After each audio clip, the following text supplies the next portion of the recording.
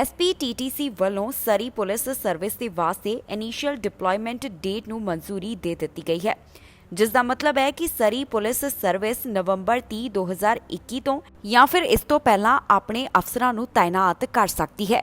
SPTTC partners ਵਿਚਕਾਰ ਜੋ ਸਮਝੌਤਾ ਹੋਇਆ ਹੈ, ਉਸ ਦੇ ਮੁਤਾਬਕ ਇਸ ਫਾਲ ਦੇ ਵਿੱਚ 50 ਸਰੀ ਪੁਲਿਸ ਸਰਵਿਸ ਦੇ ਅਫਸਰ ਆਪਣੀਆਂ ਸੇਵਾਵਾਂ ਸ਼ੁਰੂ ਕਰ ਦੇਣਗੇ।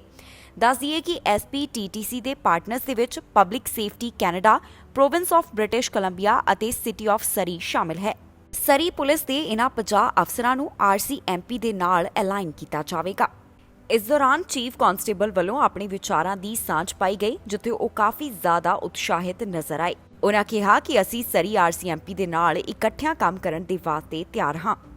ਦੱਸ ਦਈਏ ਕਿ ਸਰੀ ਪੁਲਿਸ ਸਰਵਿਸ ਦੇ ਵਿੱਚ ਕੁਝ ਮਹੀਨਿਆਂ ਤੋਂ ਰਿਕਰੂਟਿੰਗ ਕੀਤੀ ਜਾ ਰਹੀ ਸੀ ਤੇ ਹੁਣ ਸਰੀ ਪੁਲਿਸ ਸਰਵਿਸ ਵੱਲੋਂ RCMP ਦੇ ਨਾਲ ਮਿਲ ਕੇ ਨਵੰਬਰ ਮਹੀਨੇ ਤੋਂ ਸੇਵਾਵਾਂ ਸ਼ੁਰੂ ਕੀਤੀਆਂ ਜਾਣਗੀਆਂ। ਜਾਣਕਾਰੀ ਦੇ ਮੁਤਾਬਕ 2022 ਤੋਂ ਲੈ ਕੇ 2023 ਤੱਕ 50 ਆਫੀਸਰਸ ਦੇ ਗਰੁੱਪ ਨੂੰ ਪੜਾਅਵਾਰ ਤਾਇਨਾਤ ਕੀਤਾ ਜਾਵੇਗਾ। ਨਾਲ ਹੀ ਜਾਣਕਾਰੀ ਦਿੱਤੀ ਗਈ ਹੈ ਕਿ ਜੇਕਰ ਪੁਲਿਸ ਦੇ ਨਾਲ ਸੰਪਰਕ ਕਰਨਾ ਹੋਵੇ ਤਾਂ 6045990502 ਦੇ ਉੱਪਰ ਸੰਪਰਕ ਕੀਤਾ ਜਾ ਸਕਦਾ ਹੈ। ਮੌਂਟਰੀਅਲ ਦੇ ਈਸਟ ਖੇਤਰ ਤੋਂ ਟ੍ਰਿਪਲ ਹੋਮਿਸਾਈਡ ਦਾ ਮਾਮਲਾ ਸਾਹਮਣੇ ਆਉਣ ਤੋਂ ਬਾਅਦ ਮੌਂਟਰੀਅਲ ਦੇ ਮੇਅਰ ਦਾ ਕਹਿਣਾ ਹੈ ਕਿ ਗਨ ਵਾਇਲੈਂਸ ਖਤਮ ਹੋਣੀ ਚਾਹੀਦੀ ਹੈ। ਜਾਣਕਾਰੀ ਦੇ ਮੁਤਾਬਕ ਈਸਟ ਤੋਂ ਮੰਗਲਵਾਰ ਨੂੰ ਇਹ ਘਟਨਾ ਸਾਹਮਣੇ ਆਈ, ਜਿੱਥੇ 5 ਜਾਣਿਆਂ ਨੂੰ ਟਾਰਗੇਟ ਕੀਤਾ ਗਿਆ। ਜਿਹੜੇ 5 ਜਾਣਿਆਂ ਨੂੰ ਟਾਰਗੇਟ ਕੀਤਾ ਗਿਆ ਉਹ ਪੁਲਿਸ ਨੂੰ ਨੋਨ ਹਨ। ਇਹਨਾਂ ਦੇ ਵਿੱਚੋਂ ਕਈ ਅਪਾਰਟਮੈਂਟ ਦੇ ਅੰਦਰ ਸਨ ਅਤੇ ਕਈ ਅਪਾਰਟਮੈਂਟ ਤੋਂ ਬਾਹਰ ਸਨ। ਇਸ ਘਟਨਾ ਦੇ 2 ਵਿਕਟਮਸ ਦੀ ਉਮਰ 29 ਸਾਲ ਦੇ ਕਰੀਬ ਦੱਸੀ ਗਈ ਹੈ, ਜਦਕਿ ਤੀਸਰੇ ਵਿਕਟਮ ਦੀ ਉਮਰ 63 ਸਾਲ ਦੇ ਕਰੀਬ ਦੱਸੀ ਗਈ।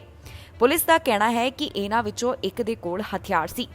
ਹੁਣ ਇਸ ਸਾਰੇ ਮਾਮਲੇ ਦੇ ਬਾਰੇ ਮੇਜਰ ਕ੍ਰਾਈਮ ਯੂਨਿਟ ਵੱਲੋਂ ਜਾਂਚ ਕੀਤੀ ਜਾ ਰਹੀ ਹੈ। ਨਾਲ ਹੀ ਇਸ ਪੜਤਾਲ ਦੇ ਵਿੱਚ ਉਹਨਾਂ ਦੀ ਪ੍ਰੋਵਿੰਸ਼ੀਅਲ ਪੁਲਿਸ ਵੱਲੋਂ ਵੀ ਮਦਦ ਕੀਤੀ ਜਾ ਰਹੀ ਹੈ। ਹੁਣ ਤੱਕ ਦੀ ਅਪਡੇਟ ਦੇ ਮੁਤਾਬਕ ਇਸ ਮਾਮਲੇ ਸੰਬੰਧੀ ਕਿਸੇ ਦੀ ਵੀ ਕੋਈ ਗ੍ਰਿਫਤਾਰੀ ਨਹੀਂ ਹੋਈ। ਪੁਲਿਸ ਦਾ ਕਹਿਣਾ ਹੈ ਕਿ ਉਹਨਾਂ ਨੂੰ 54 ਐਵੀਨਿਊ ਤੋਂ ਸ਼ਾਮ 7 ਵਜੇ ਦੇ ਕਰੀਬ 911 ਦੇ ਉੱਪਰ ਕਾਲ ਆਈ ਤੇ ਇੱਥੇ ਗੋਲੀਆਂ ਚੱਲਣ ਦੀ ਜਾਣਕਾਰੀ ਉਹਨਾਂ ਨੂੰ ਦਿੱਤੀ ਗਈ। ਇਸ ਮਾਮਲੇ ਦੀ ਸ਼ੁਰੂਆਤੀ ਜਾਂਚ ਦੌਰਾਨ ਪੁਲਿਸ ਵੱਲੋਂ ਇੱਕ ਦੀ ਮੌਤ ਬਾਰੇ ਪੁਸ਼ਟੀ ਕੀਤੀ ਗਈ ਸੀ, ਪਰ ਬਾਅਦ ਦੇ ਵਿੱਚ ਜੋ ਪੁਲਿਸ ਨੇ ਜਾਣਕਾਰੀ ਸਾਂਝੀ ਕੀਤੀ ਉਸ ਦੇ ਵਿੱਚ ਉਹਨਾਂ ਨੇ ਦੱਸਿਆ ਕਿ 2 ਹੋਰ ਜਾਣਿਆਂ ਦੀ ਇਸ ਦੌਰਾਨ ਮੌਤ ਹੋਈ ਹੈ। ਇਸ ਦੇ ਨਾਲ ਹੀ ਇਸ ਘਟਨਾ ਦੇ ਜਿਹੜੇ 2 ਹੋਰ ਪੀੜਤ ਨੇ ਉਹਨਾਂ ਦੇ ਹੈਲਥ ਸਟੇਟਸ ਦੇ ਬਾਰੇ ਕੋਈ ਵੀ ਅਪਡੇਟ ਸਾਹਮਣੇ ਨਹੀਂ ਆਈ। ਫਿਲਹਾਲ ਪੁਲਿਸ ਵੱਲੋਂ ਇਸ ਸਾਰੇ ਮਾਮਲੇ ਦੀ ਪੜਤਾਲ ਕੀਤੀ ਜਾ ਰਹੀ ਹੈ ਅਤੇ ਇਸ ਸੰਬੰਧੀ ਮੌਂਟਰੀਅਲ ਦੇ ਮੇਅਰ ਦਾ ਕਹਿਣਾ ਹੈ ਕਿ ਗਨ ਵਾਇਲੈਂਸ ਨੂੰ ਖਤਮ ਕੀਤਾ ਜਾਣਾ ਚਾਹੀਦਾ ਹੈ। ਅਮਰੀਕਾ ਦੇ ਵਿੱਚ ਕੋਰੋਨਾ ਵਾਇਰਸ ਦੇ ਕਾਰਨ ਇੱਕ ਵਾਰ ਫਿਰ ਤੋਂ ਕਈ ਚੀਜ਼ਾਂ ਪ੍ਰਭਾਵਿਤ ਹੋਣ ਲੱਗੀਆਂ ਹਨ। ਅਮਰੀਕਾ ਦੇ ਵਿੱਚ ਡੈਲਟਾ ਵੇਰੀਐਂਟ ਦਾ ਫੈਲਾਅ ਦੇਖਿਆ ਜਾ ਰਿਹਾ ਹੈ। ਇਸ ਦੇ ਨਾਲ ਹੀ ਕਿਰਾਏਦਾਰਾਂ ਦੇ ਉੱਪਰ ਵੀ ਖਤਰਾ ਮੰਡਰਾ ਰਿਹਾ ਹੈ ਕਿ ਉਹਨਾਂ ਨੂੰ ਕਿਸੇ ਵੀ ਵਕਤ ਘਰੋਂ ਬਾਹਰ ਕੱਢਿਆ ਜਾ ਸਕਦਾ ਹੈ। ਇਸ ਦੇ ਨਾਲ ਹੀ ਟੈਕਸਸ ਡੈਮੋਕ੍ਰੇਟਸ ਚਾਹੁੰਦੇ ਹਨ ਕਿ ਕਾਂਗਰਸ ਵੋਟਿੰਗ ਰਾਈਟਸ ਲੈਜਿਸਲੇਸ਼ਨ ਨੂੰ ਪਾਸ ਕਰੇ। ਇਹਨਾਂ ਕੋਰੋਨਾ ਵਾਇਰਸ ਦੇ ਹਾਲਾਤਾਂ ਦੌਰਾਨ ਬਾਈਡਨ ਪ੍ਰਸ਼ਾਸਨ ਵੱਲੋਂ ਟਰੰਪ ਐਰਾ ਪਾਲਿਸੀ ਨੂੰ ਅੱਗੇ ਵਧਾਉਣ ਸੰਬੰਧੀ ਵੀ ਵਿਚਾਰ ਕੀਤੀ ਜਾ ਰਹੀ ਹੈ। ਜ਼ਿਕਰਯੋਗ ਹੈ ਕਿ ਅਮਰੀਕਾ ਦੇ ਵਿੱਚ ਕੋਰੋਨਾ ਵਾਇਰਸ ਦੇ ਮਾਮਲਿਆਂ ਵਿੱਚ ਇੱਕ ਵਾਰ ਫਿਰ ਤੋਂ ਵਾਧਾ ਦੇਖਿਆ ਜਾ ਰਿਹਾ ਹੈ। ਹਸਪਤਾਲ ਦੇ ਵਿੱਚ ਵੀ ਮਰੀਜ਼ਾਂ ਦੀ ਗਿਣਤੀ ਵਧਦੀ ਹੋਈ ਦਿਖਾਈ ਦੇ ਰਹੀ ਹੈ। ਡੈਲਟਾ ਵੇਰੀਐਂਟ ਦੇ ਕਾਰਨ ਕਈ ਮਰੀਜ਼ਾਂ ਦੀ ਜਾਨ ਵੀ ਜਾ ਰਹੀ ਹੈ। ਹਾਲ ਹੀ ਦੇ ਵਿੱਚ CDC ਵੱਲੋਂ 16 ਡੈਸਟੀਨੇਸ਼ਨਸ ਨੂੰ ਵੈਰੀ ਹਾਈ ਟਰੈਵਲ ਲਿਸਟ ਦੇ ਵਿੱਚ ਸ਼ਾਮਿਲ ਕੀਤਾ ਗਿਆ ਹੈ। ਅਮਰੀਕਾ ਦੇ ਵਿੱਚ ਇਵਿਕਸ਼ਨ ਐਕਸਪਾਇਰ ਹੋਣ ਤੋਂ ਬਾਅਦ ਵੱਡੀ ਗਿਣਤੀ ਦੇ ਵਿੱਚ ਕਿਰਾਏਦਾਰ ਅਜਿਹੇ ਹਨ ਜਿਨ੍ਹਾਂ ਨੂੰ ਕਿਰਾਏ ਦਾ ਘਰ ਗਵਾਉਣਾ ਪੈ ਸਕਦਾ ਹੈ। ਕੋਰੋਨਾ ਵਾਇਰਸ ਦੇ ਦੌਰਾਨ ਅਮਰੀਕਾ ਦੇ ਵਿੱਚ ਇਸ ਦੇ ਉੱਪਰ ਟੈਂਪਰੇਰੀ ਬੈਨ ਲਗਾਇਆ ਗਿਆ ਸੀ, ਜਿਸ ਦਾ ਮਤਲਬ ਹੈ ਕਿ ਮਕਾਨ ਮਾਲਕ ਕਿਰਾਏਦਾਰਾਂ ਨੂੰ ਰੈਂਟ ਨਾ ਦੇਣ ਦੇ ਚੱਲਦਿਆਂ ਬਾਹਰ ਨਹੀਂ ਕੱਢ ਸਕਦੇ ਸਨ। ਪਰ ਹੁਣ ਐਵਿਕਸ਼ਨ ਐਕਸਪਾਇਰ ਹੋਣ ਤੋਂ ਬਾਅਦ ਕਿਰਾਏਦਾਰਾਂ ਨੂੰ ਇੱਕ ਵਾਰ ਫਿਰ ਤੋਂ ਡਰ ਸਤਾਉਣ ਲੱਗਿਆ ਹੈ।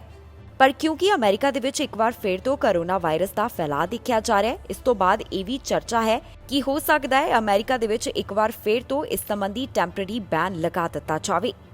ਦੱਸ ਦਈਏ ਕਿ ਟੈਕਸਸ ਡੈਮੋਕ੍ਰੇਟਸ ਦੇ ਵੱਲੋਂ ਮੰਗ ਕੀਤੀ ਜਾ ਰਹੀ ਹੈ ਕਿ ਕਾਂਗਰਸ ਵੋਟਿੰਗ ਰਾਈਟਸ ਲੈਜਿਸਲੇਸ਼ਨ ਨੂੰ ਪਾਸ ਕਰੇ। ਇਸ ਐਫਰਟ ਦੇ ਨਾਲ 100 ਡੈਮੋਕ੍ਰੈਟਿਕ ਸਟੇਟ ਲੈਜਿਸਲੇਟਰਸ ਦੇ ਵੱਲੋਂ ਸਹਿਮਤੀ ਜਤਾਈ ਜਾ ਰਹੀ ਹੈ। ਇਮੀਗ੍ਰੇਸ਼ਨ ਦੇ ਨਾਲ ਸੰਬੰਧਿਤ ਅਪਡੇਟ ਦੀ ਜੇਕਰ ਗੱਲ ਕੀਤੀ ਜਾਵੇ ਤਾਂ ਬਾਈਡਨ ਪ੍ਰਸ਼ਾਸਨ ਵੱਲੋਂ ਟਰੰਪ ਐਰਾ ਪਾਲਿਸੀ ਵਧਾਉਣ ਸੰਬੰਧੀ ਯੋਜਨਾ ਤਿਆਰ ਕੀਤੀ ਜਾ ਰਹੀ ਹੈ। ਆਫੀਸ਼ੀਅਲਸ ਦੇ ਵੱਲੋਂ ਜਾਣਕਾਰੀ ਦਿੱਤੀ ਗਈ ਹੈ ਕਿ ਵੱਡੀ ਗਿਣਤੀ ਦੇ ਵਿੱਚ ਮਾਈਗ੍ਰੈਂਟਸ ਦੇ ਵੱਲੋਂ ਮੈਕਸੀਕੋ ਬਾਰਡਰ ਦੇ ਰਾਹੀਂ ਅਮਰੀਕਾ ਦੇ ਵਿੱਚ ਦਾਖਲ ਹੋਇਆ ਜਾ ਰਿਹਾ ਹੈ। ਇਸ ਸਭ ਨੂੰ ਧਿਆਨ ਵਿੱਚ ਰੱਖਦਿਆਂ ਬਾਈਡਨ ਪ੍ਰਸ਼ਾਸਨ ਵੱਲੋਂ ਯੋਜਨਾ ਤਿਆਰ ਕੀਤੀ ਜਾ ਰਹੀ ਹੈ ਕਿ ਟਰੰਪ ਐਰਾ ਪਾਲਿਸੀ ਨੂੰ ਅੱਗੇ ਵਧਾਇਆ ਜਾਵੇ। ਡਾਕਟਰ ਫਾਊਚੀ ਦਾ ਕਹਿਣਾ ਹੈ ਕਿ ਚਾਹੇ ਤੁਸੀਂ ਫੁੱਲੀ ਵੈਕਸੀਨੇਟਡ ਹੋ, ਪਰ ਫਿਰ ਵੀ ਤੁਹਾਨੂੰ ਕੋਵਿਡ-19 ਦਾ ਟੈਸਟ ਕਰਾਉਣਾ ਚਾਹੀਦਾ ਹੈ। ਹੈਲਥ ਆਫੀਸ਼ੀਅਲਸ ਦੇ ਵੱਲੋਂ ਕੋਰੋਨਾ ਵਾਇਰਸ ਦੀ ਚੌਥੀ ਲਹਿਰ ਨੂੰ ਲੈ ਕੇ ਲਗਾਤਾਰ ਚੇਤਾਵਨੀ ਜਾਰੀ ਕੀਤੀ ਜਾ ਰਹੀ ਹੈ। ਇਹ ਚੌਥੀ ਲਹਿਰ ਡੈਲਟਾ ਵੇਰੀਐਂਟ ਦੇ ਨਾਲ ਜੁੜੀ ਹੋਈ ਹੈ। ਇਸ ਤੋਂ ਬਾਅਦ ਅਮਰੀਕਾ ਦੇ top infectious disease expert doctor Fauci ਦਾ ਕਹਿਣਾ ਹੈ ਕਿ ਇਸ ਦੌਰਾਨ ਟੈਸਟ ਕਰਵਾਉਣਾ ਬਹੁਤ ਜ਼ਰੂਰੀ ਹੈ। ਚਾਹੇ ਤੁਸੀਂ ਫੁੱਲੀ ਵੈਕਸੀਨੇਟਡ ਹੋ, ਪਰ ਫਿਰ ਵੀ ਤੁਹਾਨੂੰ ਕੋਵਿਡ ਟੈਸਟ ਕਰਾਉਣਾ ਚਾਹੀਦਾ ਹੈ। ਉਨ੍ਹਾਂ ਕਿਹਾ ਕਿ ਪਹਿਲਾਂ ਅਸੀਂ ਕਹਿ ਰਹੇ ਸੀ ਕਿ ਜੇਕਰ ਤੁਸੀਂ ਵੈਕਸੀਨੇਟਡ ਹੋ ਤੇ ਤੁਸੀਂ ਕਿਸੇ ਕੋਰੋਨਾ ਪੀੜਤ ਮਰੀਜ਼ ਦੇ ਸੰਪਰਕ ਦੇ ਵਿੱਚ ਆਉਂਦੇ ਹੋ ਤਾਂ ਤੁਹਾਨੂੰ ਕੁਝ ਵੀ ਨਹੀਂ ਕਰਨਾ ਹੋਵੇਗਾ।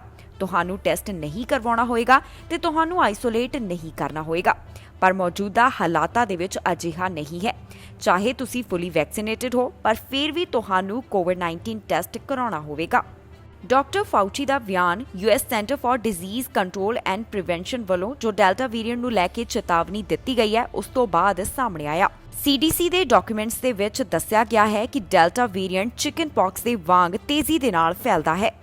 ਦੱਸੀਏ ਕਿ ਇਹ ਵੇਰੀਐਂਟ ਸਭ ਤੋਂ ਪਹਿਲਾਂ ਭਾਰਤ ਦੇ ਵਿੱਚ ਪਾਇਆ ਗਿਆ, ਪਰ ਹੁਣ ਕਈ ਦੇਸ਼ਾਂ ਦੇ ਵਿੱਚ ਇਸ ਦਾ ਫੈਲਾਅ ਦੇਖਿਆ ਜਾ ਰਿਹਾ ਹੈ, ਜਿਸ ਨੂੰ ਲੈ ਕੇ ਲਗਾਤਾਰ ਮਾਹਰ ਆਪਣੀ ਚਿੰਤਾ ਦਾ ਪ੍ਰਗਟਾਵਾ ਕਰ ਰਹੇ ਹਨ। ਸਤਿ ਸ਼੍ਰੀ ਅਕਾਲ ਜੀ, ਮੈਂ ਨਿਰਮਲ ਮਾਨ ਪੂਰਾ ਡੈਟ ਸੈਟਲਮੈਂਟ ਤੋਂ। ਇਹ ਤੁਸੀਂ ਵੀਡੀਓ ਦੇਖ ਰਹੇ ਸੀ ਟੀਵੀ ਪੰਜਾਬ ਦੇ ਉੱਤੇ। ਇਹੋ ਜਿਹੇ ਹੋਰ ਜਾਣਕਾਰੀ ਭਰਪੂਰ ਵੀਡੀਓ ਦੇਖਣ ਵਾਸਤੇ ਟੀਵੀ ਪੰਜਾਬ ਦੇ ਚੈਨਲ ਨੂੰ ਸਬਸਕ੍ਰਾਈਬ ਕਰੋ ਤੇ ਨਾਲ ਹੇਠ ਦਿੱਤੇ ਹੋਏ ਬੈਲ ਆਈਕਨ ਦੇ ਬਟਨ ਦਬਾਓ। ਸਤਿ ਸ਼੍ਰੀ ਅਕਾਲ।